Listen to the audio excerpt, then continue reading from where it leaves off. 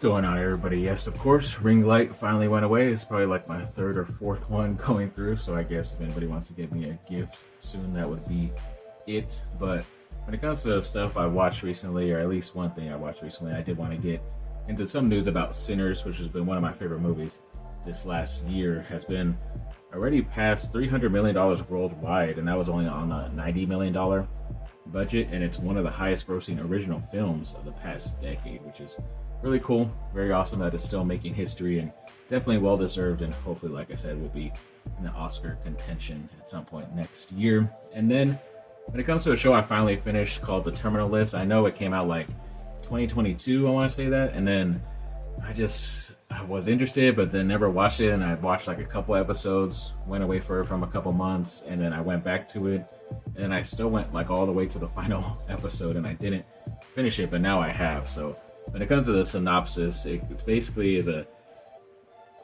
Navy SEAL guy in James Reese. He returns home after his entire platoon of Navy SEALs is ambushed, only to discover new dark forces working against him and endangering the ones he loves. And basically what it is, him and his platoon go out on a mission, they get ambushed, and then I think he's the only one that survives, and then he finds out that they were doing like experiments on them for like mental depression, certain stuff, like giving them certain medications that they were unaware of to kind of test it out, and it's not FDA approved, and they ended up having all like brain cancers or some brain tumors. And then he has one still, but he hasn't passed away yet. He slowly is, but then when he comes home, he finds out that for some reason his wife and daughter were killed. So then now he basically makes the list, terminal list, to find out who is doing everything, and then in the process he finds out about the brain tumors, and obviously it's affecting him too, because sometimes he's here and not, and all that stuff. But overall, it was a pretty interesting story and season. I thought it would have been better as a movie, in my opinion, just to keep your attention more, because sometimes they're just focused on